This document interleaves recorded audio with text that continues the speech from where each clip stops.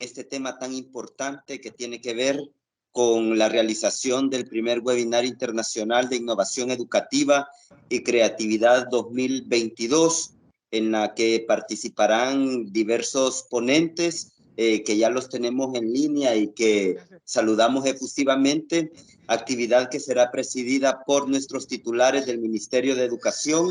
Ya se encuentra con nosotros acá el señor Mauricio Pineda, ministro de Educación interino, y también damos la bienvenida a don Ricardo Cardona Alvarenga, viceministro de Educación.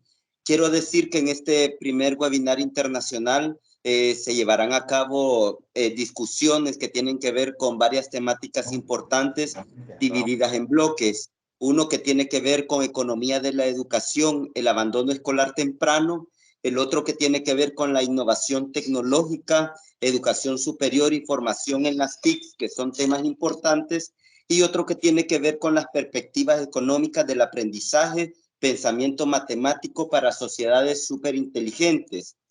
Quiero abrir esta agenda dando la bienvenida a todos los participantes y ponentes que nos van a acompañar en la agenda del primer webinar internacional. El tercer y último bloque se denomina Prospectiva de Economía del Aprendizaje, con el eje temático Pensamiento Matemático para Sociedades Superinteligentes. Acá una frase que también aplica mucho para el bloque anterior, en función de lo que se hablaba del fracaso, tiene que ver cuando a Thomas Edison, que aunque se le ha criticado en años recientes, no se puede negar su espíritu innovador, porque la innovación no es sinónimo de invención, va un poco más allá, tiene que ver mucho con un pensamiento sistémico. A Thomas Edison le consultaron durante el proceso de fabricación de la bombilla eléctrica si él había fracasado, porque todavía no lo había obtenido. Y él les dijo, hasta el momento yo no he fracasado. Solo he descubierto 999 maneras de cómo no hacerla. Ese es el espíritu de las personas innovadoras. Prueba y error hasta que obtienen el resultado. No tener miedo al fracaso. La cuarta ponencia se denomina ¿qué habilidades de pensamiento matemático necesitarán nuestros ciudadanos en 20 años más para funcionar de manera efectiva en una sociedad superinteligente?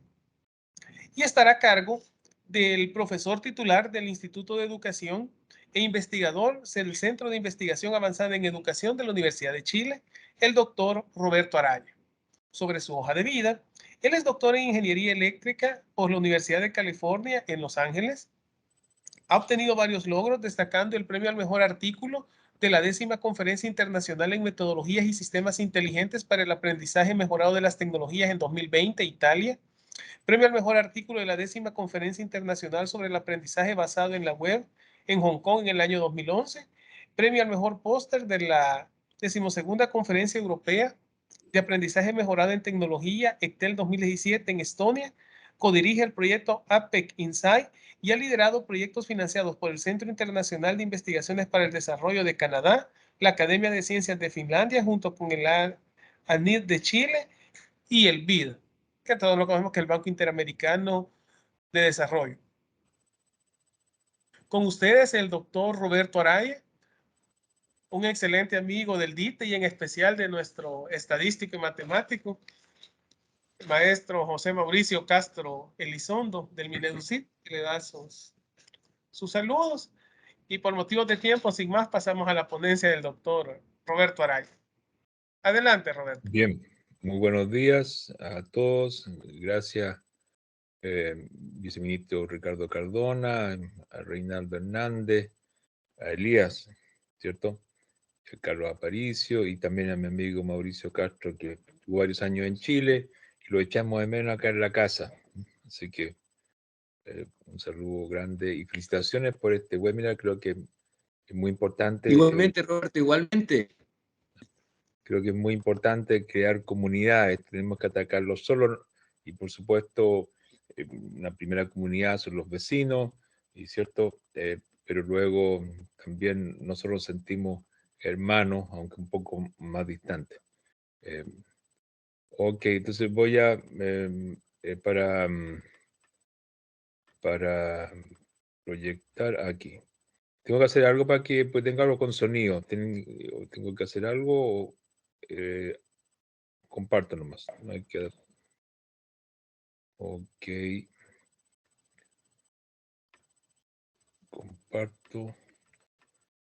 Ah, compartir audio, sí, aquí está. Sí. Compartir.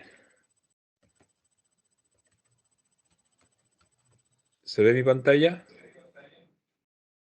Sí, se ¿Sí? ve, Roberto. Ok. Muy bien. Entonces, el tema que nos convoca en esta presentación es cuáles son aquellas habilidades de pensamiento matemático. Pensando en los próximos 20 años, ¿qué será? ¿Qué necesitamos pensar? ¿Qué necesitamos preparar? Y eso nos lleva a imaginarnos el futuro. ¿Qué va a pasar en 20 años más? Este es un tema recurrente. Yo he trabajado mucho con la gente en Japón, el grupo APEC, de muchos países del Pacífico, somos 21 países. Y me extrañó cuando fui a Japón, con la Universidad de Tsukuba, que hemos trabajado, que el mensaje principal de la universidad que está puesto en todos lados es imaginemos el futuro. Es el esfuerzo. Hay que pensar que nosotros aquí estamos trabajando con estudiantes, por ejemplo, que están 6, 7 años empezando su educación, y hay que pensar en el futuro. Y el futuro antes era bastante estacionario, hoy día cambia muy rápido. Entonces, es un esfuerzo en pensar en unos 20 años más qué hacer. ¿Cuáles son los desafíos y qué posibles soluciones podríamos tener? Entonces voy a hablar dos partes, primero los desafíos y posibles soluciones.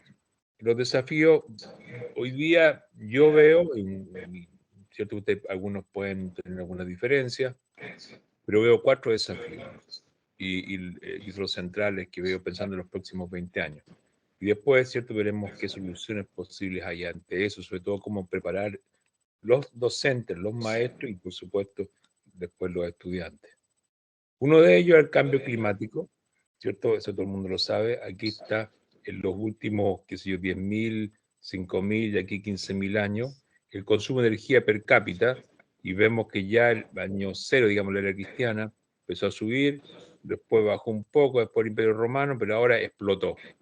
Explotó y los países más desarrollados están por acá, la cantidad de energía es mucho más que nuestros ancestros, en caso de recolectores, mucho más consumo de energía.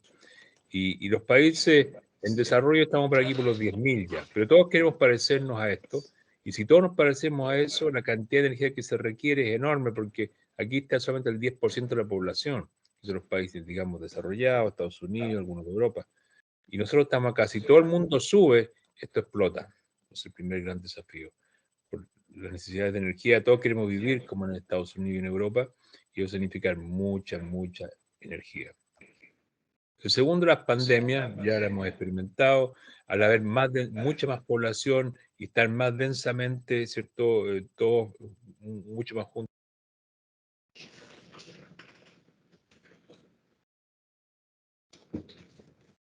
Se le apagó el micrófono. Sí. Avisale que ahí le apagó el micrófono. Perdón, Roberto, activa tu micrófono. Parece que se desactivó.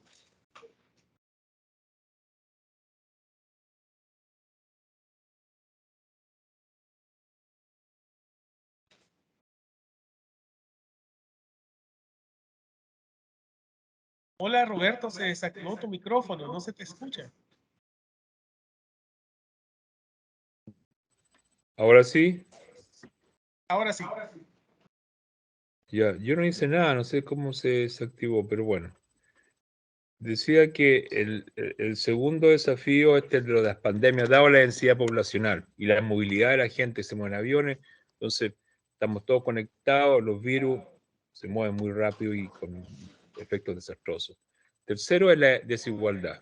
Si uno ve en los últimos en Estados Unidos, del año 90 hasta ahora, los que no tienen estudios superiores, no tienen un Bachelor of Arts, versus los que tienen Bachelor of Arts, los que tienen estudios superiores, el gap en sueldo va creciendo. Y hay un problema con la tecnología, es que el que gana se lleva todo. Como por ejemplo Messi gana un montón. La mayoría de los futbolistas no ganan nada, ¿cierto? Son amateurs. O como John Lennon, supermillonario. Pero la gran mayoría de los músicos no viven de música, no pueden, digamos. Entonces, algunos trabajan en una tienda, antes trabajaban en las tiendas vendiendo discos, pero hoy día que esto es internet, entonces, ¿qué hacen todos esos músicos? Entonces, hay una gran desigualdad. Pero hay un tercer problema que creo que es aún mayor que todo eso, y ¿Y cuál es? Es la inteligencia artificial. La inteligencia artificial significa la máquina empieza a hacer cosas que, ¿cierto?, inteligentes y nos puede ir dejando fuera. Entonces, es un enorme desafío. Por ejemplo, la máquina decía, incluso por mí mismo, qué hacer. Todos ya vemos, por ejemplo, cuando uno tiene que ir de un lugar a otro, usa Waze o Google Maps y le va diciendo dónde doblar, y conviene más irte por este camino que por este otro. Yo en un principio no le hacía caso, pero me daba cuenta porque la máquina tenía razón. Sabe en tiempo real qué está pasando, dónde hay un trancón, qué alternativas hacer, y mejor ya aprendí, le hago caso. Después me va a manejar el propio auto, perfecto, el auto lo hace solo, y después va a hacer muchas cosas más solas, a lo mejor sin avisarme. Entonces, ¿dónde quedamos nosotros? Y cómo sé yo que esos programas me están sirviendo a mí y no a terceros? Ese es un tremendo problema. Entonces, estamos en una época ahora, con este cuarto desafío, de hacer un outsourcing de nuestro pensamiento a un montón de apps, una serie de apps. Por ejemplo, la sociedad súper inteligente, como los japoneses llaman Super Smart Society. El teléfono, como el Waze, me hace hoy día, me habla y me hace sugerencias. Roberto, ándate por este lugar mejor que este otro. Pero no solamente eso, puede también tomar iniciativa. Poco a poco, ¿cierto? En un auto autónomo, él directamente se va a ir por otro lado, incluso sin consultarme. Puede tomar decisiones mías, por ejemplo, financieras, compra y vende ciertas acciones, o decisiones sobre salud, ¿cierto? Con qué hospital, qué doctor atenderme. Pero también no solamente eso, el teléfono puede aprender autónomamente, se empieza a aprender y poco a poco no hace lo que yo creía que hacía porque está aprendiendo. Entonces me puede ir dejando fuera. Pero no solamente eso, hay a lo mejor una segunda app en mi teléfono y que también toma iniciativa, pero tiene a veces otra opinión. O sea, tengo en mi teléfono dos apps, una dice una cosa, otra dice la otra. Y bueno, ¿y qué hace cuando no coinciden las opiniones?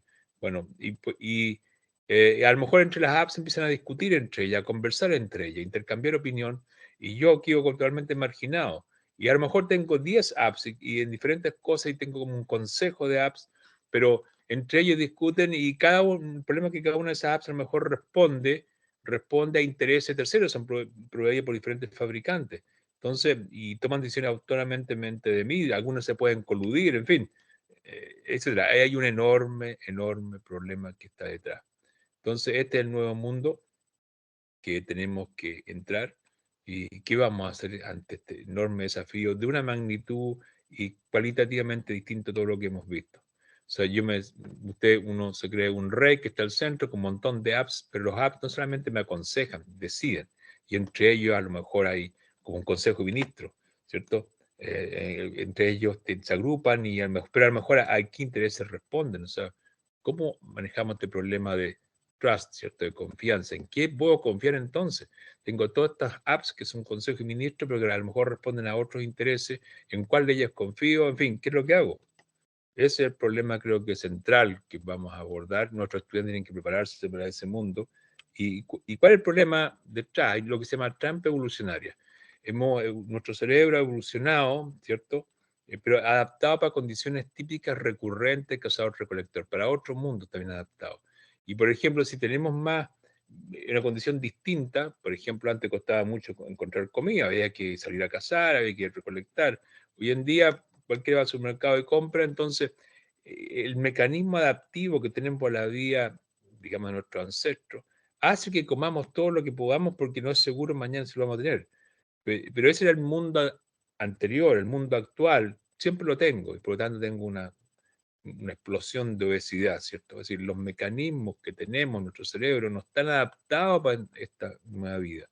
En particular se ve en la dieta, pero se ve también en otras cosas.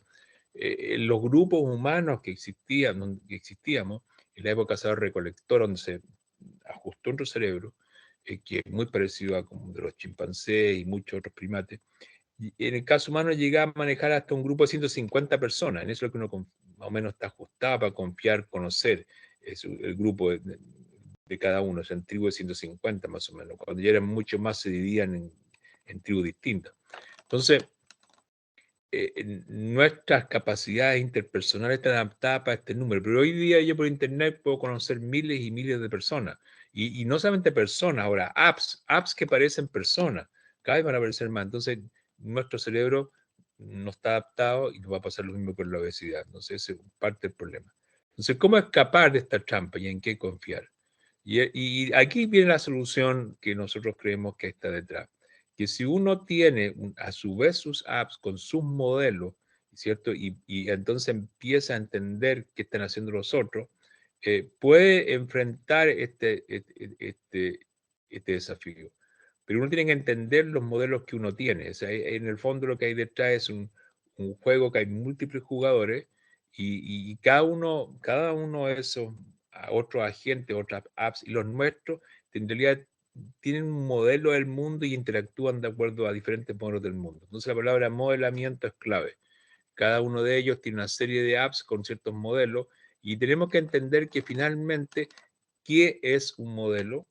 ¿Cómo uso esos modelos? ¿Cuáles son las bases y los fundamentos de esos modelos? Y también compararse con modelos de otros, porque es cierto, si los modelos de otros son mejores, vamos quedando fuera. Entonces, creemos que la componente clave es entender cómo se construyen, se ajustan esos modelos con los cuales finalmente cada vez vamos a interactuar. Todas esas apps de otros y los nuestros no son más que modelos matemáticos y computacionales de realidad. Y por lo tanto tenemos que entender las bases de ellos. No ser experto en todo, pero sí entender qué es lo que hay detrás. Y ese creemos el desafío educacional principal que hemos. Entonces, lo primero es la solución ahora. La primera es un conjunto central de modelos. Creemos que debe haber un conjunto nuclear de modelos básicos. Y no solamente un modelo de cómo funciona una piedra que cae en la Tierra, ¿cierto? Que es el modelo newtoniano, sino que también modelos de aspectos sociales. Por ejemplo, hay un montón de modelos aquí, no sé cuánto tiene el tiempo para leer, pero es muy importante que enseñar modelamiento, y modelamiento de algún conjunto central de modelos que todos deberíamos más o menos conocer. Lo que llaman un core set of models. El autor Page dice, mire, esto creo yo que deberían ser los modelos centrales que todos deberían más o menos entender. Por ejemplo, aquí hay uno, el modelo de Schelling de segregación. Schelling sacó el premio Nobel y dice, bueno, ¿cómo es que se segregan las poblaciones? Por ejemplo, hay barrios de chinos, barrios de italianos, barrios de gente de color en Estados Unidos. ¿Cómo que se produce esto? ¿Alguien los manda? ¿O que usted se va para este lado, este otro? No, dice Schelling. Imaginemos que hay un mundo que hay dos tipos de población, los azules y los rojos.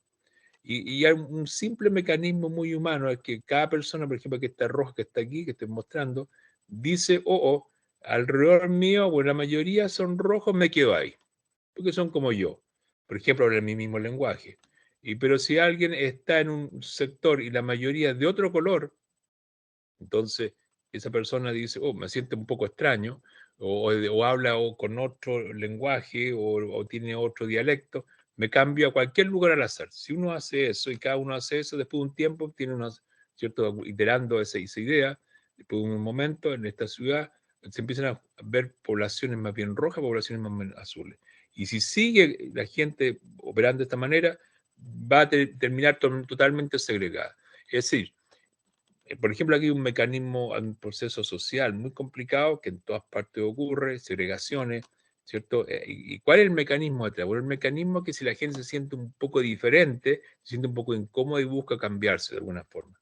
Y aunque se cambie a un lugar al azar, se termina produciendo esa segregación. Por ejemplo, este es un modelo básico, yo creo que todos deberíamos entender, porque permite comprender un fenómeno social que todos vivimos, con ciudades, por ejemplo, segregadas. Aquí hay otro de epidemia. Nosotros hemos trabajado con niños pequeños desde primero básico, 7 años de edad. Las personas se presentan por pelotitas en esta mesa de billar. Esta es como una ciudad. Si hay más pelotitas, más bolitas de billar, hay más densidad. Y un choque entre las pelotas, si se chocan, hay la posibilidad de contagio. Si uno mueve la mesa y dice, este es un modelo simple, ¿cierto? Muy simple, pero computacional en el sentido que hay un movimiento y hay unidades, en estos casos son las bolas de billar que hacen de personas. Pero ¿cómo represento personas que usan mascarilla? Por ejemplo, en este modelo, una cosa que hemos trabajado con niños pequeños. Pues después de un rato se puede decir, mira, si uno usa mascarilla para tocarse con otro y contagiarse, entonces es como una pelotita más pequeña, porque tiene que estar muy cerca, casi dándole un beso, casi estando como con el dentista para contagiarse. Mientras que una persona que no lo usa, como acá a la derecha, es una pelota más grande, porque aunque esté lejos y se toca, digamos, a una distancia mayor, puede haber contagio. Es un simple modelo que hemos trabajado con los estudiantes. Finalmente, como la movilidad, que también es importante, ¿cierto? Si se mueve más rápido, o sea, aquí en la unidad de tiempo se va moviendo, hay más choque, entonces hay más posibilidad de contagio. Es decir, en este modelo, en este caso del coronavirus, una manera de atacarlo es bajar la densidad, usar mascarillas, porque las pelotas sean más chicas y cuesten más que choquen, y bajar un poco la movilidad, porque eso hace menos choque y tanto menos contagio. Ese es un modelo, por ejemplo, que dice, es así como están hechos estos modelos. Los estudiantes pueden entenderlo, pueden ver las suposiciones que están detrás y pueden ver hasta qué punto son válidos y pueden ver las limitaciones también de ese modelo.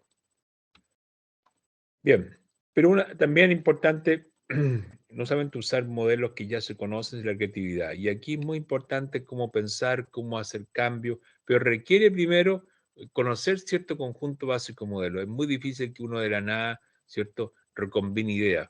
Finalmente, la creatividad también está, como dice, olvidé ahora el nombre, pero la creatividad está en el intercambio de ideas con otros. Es lo que llaman también el sexo entre ideas. Si las ideas tienen sexo, intercambian partes y aparecen nuevas ideas.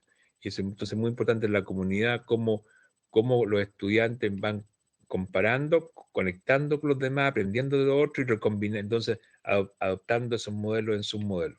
Es un poco lo que necesitamos hacer. Pero ¿cómo preparar a los profesores para enseñar esto? Y esto es un poco lo que voy a mostrar. Nosotros hemos trabajado mucho con los japoneses. Esto fue para mí hace unos 10 años atrás. Me tocó ir a Japón y ver cómo se hacían las clases, cómo se preparaban los profesores.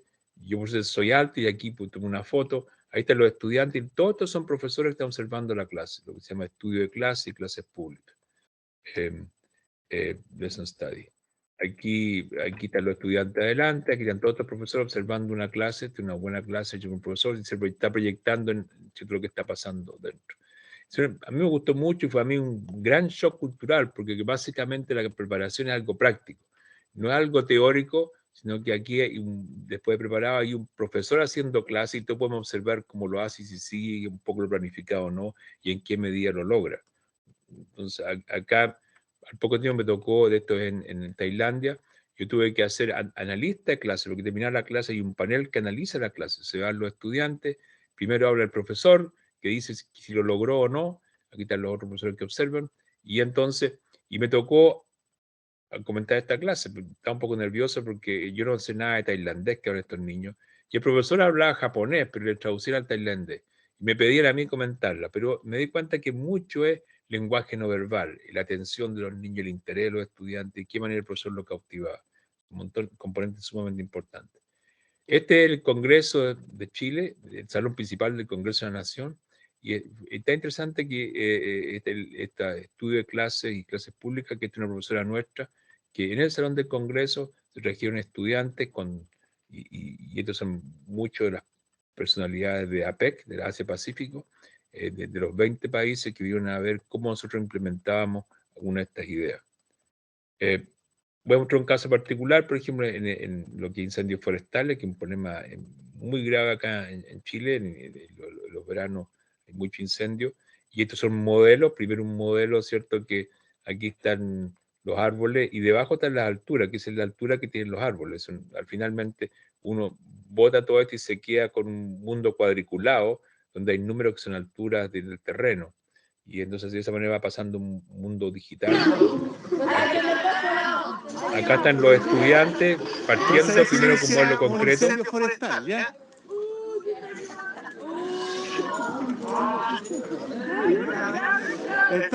Acá, entonces el modelo se incendia en un lugar, el mundo es cuadriculado, al instante siguiente se incendia por el lado, pero donde estaba incendiado queda ahora como negro plomo, que significa que ya se quemó, y pues se va propagando, y ese es el modelo de propagación. Imaginemos aquí ahora que tenemos una casita que está acá abajo, ¿cierto? Ese cuadrado blanco, y hay dos focos de incendio, y yo tengo dos posibilidades en cada instante.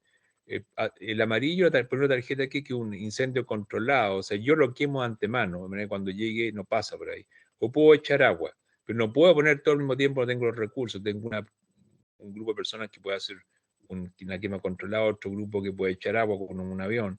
¿Qué es lo que hago? ¿Y puedo defender esta casa o no? Y aquí está un poco el modelo. Y una situación en la que hay una casa como la que está allá abajo, ¿ya? ¿Cómo se puede evitar que esa casa se queme? Quema controlada, ¿ya? O sea, en el momento inicial está así, el fuego comenzó allá. ¿Y qué pasaría en un momento después? ¿Qué harían ustedes? ¿Qué pasaría? ¿Sí? Esto pasa para los lados. El fuego se propaga. El fuego se propaga en todo alrededor. Se está llenando. Se está llenando. Un momento. ¿Ya? ¿Y qué hacen ustedes? Entonces, Quema todo. ¿cuál es la quema controlada? Ahí está empezando a quemar ellos, se va a defender la casa, poco a poco, mientras el fuego va a seguir desarrollándose. Aquí está la misma clase que me tocó hacer a mí en Japón, con estudiantes japoneses.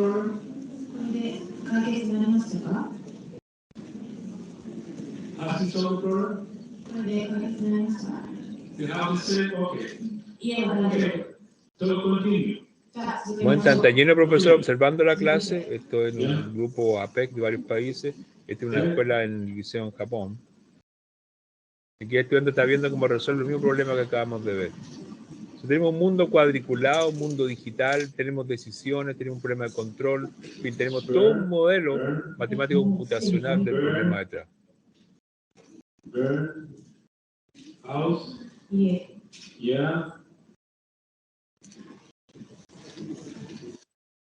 Bueno, es un ejemplo, ¿cierto? No por ser un modelo computacional matemático es algo complejo. Sería uno de los estudiantes también hicieron su evaluación de la clase. Yo quedé muy contento, algunos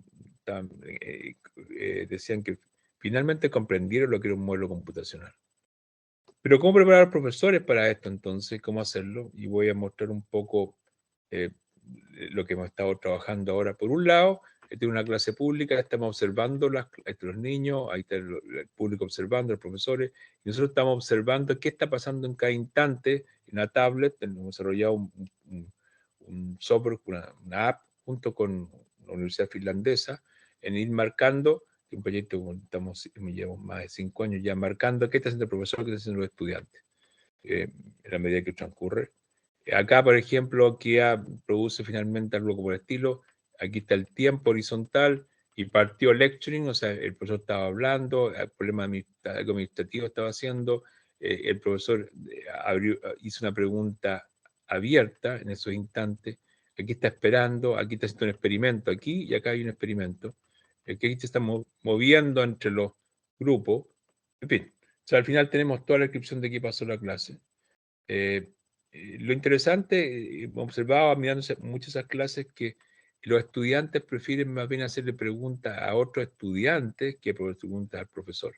Esto es de estudiantes, ya más estudiantes mujeres, en este caso de 4º grado, son niños como de 10 años, prefieren hacerle preguntas cuando tienen duda a la compañera mujer, los hombres a un compañero hombre, y mezclados menos. Pero lo más interesante es que los estudiantes, ese student a student, es la cantidad de preguntas que hacen en las clases. Es más de un niño a otro niño que de un niño al profesor. Nos sorprendió, digamos, 3 veces más. Aquí nosotros grabamos todas las clases, en un celular del profesor, en un smartphone grabamos y eso se digitaliza. Aquí después automáticamente estamos en lo siguiente, aquí va el tiempo. Este es el momento en que fue catalogado como que estaba presentando. Y curva roja es un predictor nuestro automático usando inteligencia artificial, que la máquina trata de ver si realmente el profesor está presentando o no. Aquí es cuando el profesor está guiando la lección, y este es nuestro predictor de si él cree que está guiando o no en base a lo que escucha. Y acá terminada la clase hace un resumen, porque es una clase que dice, pero inicialmente se habló de energía, más energía, el país, la concentración, entonces más energía, las personas, en fin, un poco, y el problema de contaminación y CO2. De alguna manera la máquina solo resume un grafo conceptual de la clase. Esta es otra aplicación de inteligencia artificial que estamos haciendo, en que de un video, y detrás de eso la máquina sabe para dónde apunta el profesor, digamos en este caso su vista, ese es su, desde la frente, el vector normal, y a dónde apunta su cuerpo también. Y a la derecha aparece como si hubiera mirado de arriba, ahí te esos 2 circulitos, una manera de representar lo que estamos enfocados a lo que está haciendo el profesor. O sea, tenemos lo que el profesor dice y tenemos cómo el profesor se mueve en la clase, cómo el profesor mira a los estudiantes, cómo el profesor posiciona su cuerpo frente a los estudiantes. Y de esta manera nos ayuda a entender y poder hacer clases finalmente mejores y más prácticas. Finalmente quiero decir que para esto, para hacer todo esto, nada se puede hacer solo, aislado. Todo se requiere una cierta comunidad, o sea, una cantidad de gente que esté trabajando en esto. Estos son desafíos mayores. Nosotros hemos trabajado mucho con universidades locales, y no solamente la nuestra. Hemos trabajado mucho con universidades en Finlandia, como ya lo nombré, con universidades en Japón, como mencioné ahí. Y es una invitación a unirnos y a buscar maneras de mejorar las clases y enfrentar estos desafíos. Finalmente, construir el desafío no es simple, requiere que todos nos unamos y cada uno tendrá su visión y acoplar esas visiones unas con otras. Y de esa manera podremos enfrentar este desafío. Que a mí me queda representado con esta metáfora de construir, ¿cierto?, algo poderoso, pero que requiere el apoyo de nosotros mismos y mucho también lo que se ha hecho otros anteriormente. Bien, eso es. Muchas gracias y le dejo entonces la palabra a mi amigo Mauricio, si hay alguna pregunta.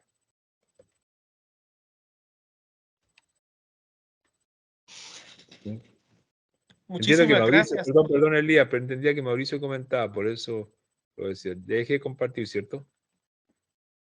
Así no hay ningún problema, Roberto. Ok. Sí, ahorita le cedemos la palabra al ingeniero Mayra Serrano, por cierto, compañera de la Gerencia de Investigación e Innovación Educativa en la cual se encuentra nuestro departamento. Adelante, Mayrita. Gracias. Bueno, primero felicitarles por la iniciativa. Creo que son espacios importantes de reflexión y creo que de acá nacen foros futuros sobre este tema tan importante. Agradecerle la exposición del doctor Araya. Parece que es un enfoque bastante pragmático y explica de una manera muy matemática sobre cómo integrar pues, la innovación en los procesos educativos. Sobre todo, veo atrás de todo esto un aprendizaje basado en problemas que definitivamente parte de la realidad de las comunidades, ¿verdad? Rompe un poco de retórico. Se habla mucho de que la innovación equivale a implementar tecnologías y hay un discurso por ahí que dice que un buen docente seguirá siendo muy buen docente con o sin tecnología. Eso nos lleva a partir de los básicos, donde es necesario definitivamente enfocarnos en las metodologías. Prácticamente lo que el docente hace con su estudiante en el aula, la manera de romper el esquema vertical y que entre pares a veces se aprende mucho mejor porque hablamos el mismo idioma, entre comillas. Así es que agradezco mucho esa experiencia que nos ha compartido y pues lo felicito. Gracias. Muchas gracias, Mayra, por sus palabras. Y sí, yo creo cuando la gente dice el futuro y tecnología, se imagina tener un tremendo computador ¿cierto? Y uno por cada estudiante. No, mucho se puede hacer con lápiz y cartón. Por ejemplo, hay algunas con bolitas de billar y es el pensamiento que hay detrás del modelo. Por supuesto que uno lo lleva luego al computador que simula, pero las ideas centrales, cómo es que está operando, por ejemplo, el otro del incendio forestal, que traté de ilustrar ahí, se propaga y los estudiantes con un modelito de cartón, ¿cierto? En un tablero se dan cuenta, esta es la base del modelo. Si uno ve los modelos que usan las empresas forestales, y acá el Centro de Incendios Forestales de Chile, y lo mismo en California, son modelos, son muy parecidos a eso. Esas mismas reglas están puestas en un computador, pero ahí está el núcleo, está el corazón de esos modelos, y está el corazón de las apps después que me ayudan a manejar, en este caso, el incendio forestal, en el otro caso, la pandemia. Entonces uno empieza a entender, este es en qué está basado. Y entonces uno puede, de esa manera, resolver este problema de confianza. Puede entender en qué están basados, ¿cierto? Ellos. Y creo que eso es central. Y eso requiere un poco de creatividad nuestra, pero sobre todo requiere lo siguiente, que trabajemos juntos, aprendamos unos de otros. Nosotros hemos aprendido mucho los japoneses, hemos aprendido mucho los finlandeses, hemos aprendido mucho los tailandeses, hemos aprendido mucho también los amigos peruanos acá, y luego los traemos, recombinamos con otras ideas, ¿cierto? Este sexo entre ideas, ¿cierto? Y vamos saliendo nuevas ideas, y finalmente nos han invitado a mostrar esas soluciones, ¿cierto? Que eran a partir de cosas que ya hemos agarrado de otro lado, y ese es el proceso, esa comunidad yo creo que es lo central. Ok, el doctor Carlos Miranda, investigador en química del CIECA, manifiesta en el chat, excelente ponencia, el MINED debe potenciar las habilidades de pensamiento crítico y creativo. El ingeniero Rosa María Guerrero, coordinadora del Centro de Investigaciones Científicas del Salvador, felicita a todos los ponentes. Fátima Pineda, gracias por compartir excelentes ponencias, muchos retos y desafíos en nuestras escuelas. Y ahora cedo la palabra a un miembro del departamento y viejo amigo aquí del doctor Araya, el maestro Mauricio Castro. Adelante, Mauricio. Hola, Roberto. ¿Qué tal, Mauricio? Agradecido aquí por este reencuentro, ¿no? Y Sí, agradecido por el acompañamiento y apoyo. Te echamos de menos por acá. Acá le decimos, a lo mejor no sabemos, te le decimos el profesor Cabal, porque acá, ¿cierto? Acá nosotros decimos ok, de acuerdo, pero Mauricio decía Cabal, entonces quedó como el profesor Cabal. Lo recordamos mucho. Es el país de los cabales aquí. Bueno, agradecemos el apoyo y el acompañamiento, que no es primera vez que nos lo das. Y bueno, y en el afán de querer pertenecer a ese cerebro colectivo, ¿verdad? Con el CIAE, contigo, nosotros en la línea de no solo saber hacer, sino que hacer saber. Y ese pensamiento estratégico, tu visión que estás compartiendo con nosotros, agradecemos mucho, ¿no? Mira, la pregunta fundamentalmente que tengo es, ¿cuál es el grado o el nivel más bajo, verdad? En la que se puede llevar, a tu juicio, el modelamiento matemático. Por ejemplo, podemos ser atrevidos y llevar el pensamiento matemático a niveles como la primera infancia y enseñar al chico a pensar, ser atrevidos y enseñarlo a pensar desde ahí, llevar el pensamiento matemático ahí, porque nosotros estamos en la línea del inocular pensamiento científico, no solamente para saber hacer las cosas, sino para producir conocimiento, para hacer saber. Así que en esa línea va la pregunta, estimado Roberto. Sí, yo creo que eso es un tema que muy, muy, muy importante, porque la gente tiende a pensar que esto, el pensamiento matemático, el modelamiento, es algo para poco menos niños genios o ya adultos, digamos, o jóvenes universitarios, ¿cierto? Es una preconcepción que todos tenemos.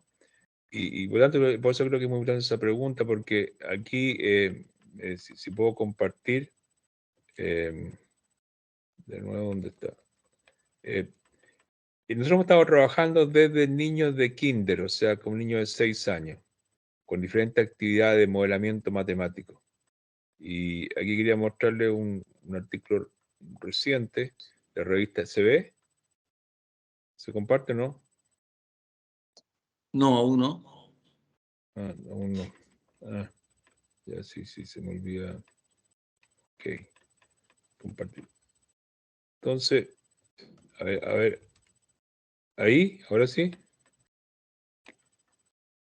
Ok, listo. Okay. La revista Mathematics es una revista muy prestigiosa, indexada, y básicamente el modelo es el siguiente para un niño pequeño, que voy a bajar más abajo. Aquí está. Según tablero con números. Se dice, mira, este ya adaptado para un niño de grado primero, 7 años. Hay versiones más básicas para niños más pequeños. Dice, este es un mundo está cuadriculado. O sea, como con baldosa, ese es el mundo. Pero en cada lugar hay un número. El número significa la cantidad de comida que hay. Aquí hay 2 unidades, aquí hay una. Imaginemos que hay un gusanito que parte en 2 y él se va a mover cada vez donde hay más comida. Entonces, ¿de 2 a dónde se movería? Se movería al 10, ¿cierto? Que hay más comida que los otros vecinos. Y cada vez se mueve un vecino. Después del 10, ¿dónde se movería? Se podría volver al 2, al 1, al 2, al 13, al 11, desde el 10. ¿A dónde se movería? Donde hay más comida, ¿cierto? ¿Se alcanza a ver? Del 10 se movería al 13. Y del 13, ¿dónde se movería después? No sé si alguien me puede decir, porque podría irse al 2, pero ¿dónde hay más comida? 19. 19, pero también está acá, está el 21. Entonces, que también es un vecino. O sea, y de esa manera va recorriendo. Entonces, el desafío para los estudiantes es decir, mire, hágame el recorrido que va haciendo cada vez. Y está haciendo una trayectoria. Eso es lo que está haciendo. Lo hemos probado con esto, a los niños les gusta. Por un lado, tienen que dar esta idea de que voy viendo dónde me muevo. Después tienen que estar comparando números, que es una tarea típica en primero básico, que no es simple. Por ejemplo, entre el 13 con el 21, pues yo que aquí hay 3 que es más grande que el 2 que el 1, ¿cierto? No es simple para ellos cómo se va a ir moviendo. Pero ellos están conceptualizando el mundo como algo cuadriculado, con números que representan cosas, en este caso comida. Y fue tanto el éxito de esto que acá tengo, nos pidieron una revista rusa, que nos pidieron poder traducir el mismo artículo para los estudiantes rusos. Esto salió recién en febrero, justo días antes de la guerra, pero básicamente, bueno, ahí se ve algo, mi nombre, acá arriba. Pero básicamente es la misma actividad que está ahí, ¿cierto? Para los estudiantes. O sea, un estudiante puede, esta idea de modelamiento matemático, computacional matemático, podemos introducirlo, en este caso mostrado como primer grado básico. Hay versiones más simples con números más pequeños, un tablero más pequeño para números estudiantes de básica. Ellos conceptualizan el mundo como un tablero. O sea, simplifican mucha realidad en un simple tablero con baldosa. Y en donde las baldosas tienen números, que es la cantidad de comida. En otro caso, por ejemplo, puede ser la intensidad del olor. Entonces, en vez de un gusano, es un perrito. Y el perrito se va moviendo localmente, siendo donde hay más olor. Ahora, los químicos, vi que hay un profesor de química, y esto es como quimiotaxi, ¿cierto? Cómo se mueven, en fin, donde hay mayor concentración de un nutriente. En fin, y los que ya son físicos ven aquí, en vez de esos números, eso es como un potencial, y se mueve una partícula en un potencial, ¿cierto? O ver los métodos de optimización, que es el método como de gradiente, que para optimizar una cierta función va a ir encontrando, qué sé yo, máximos locales. En síntesis, podemos, y para responderte, Mauricio, sí, es interesante, creemos que tenemos que buscar manera de introducir estas nociones desde niños pequeños, y puede hacerse, ¿cierto?, desde niños de kindergarten.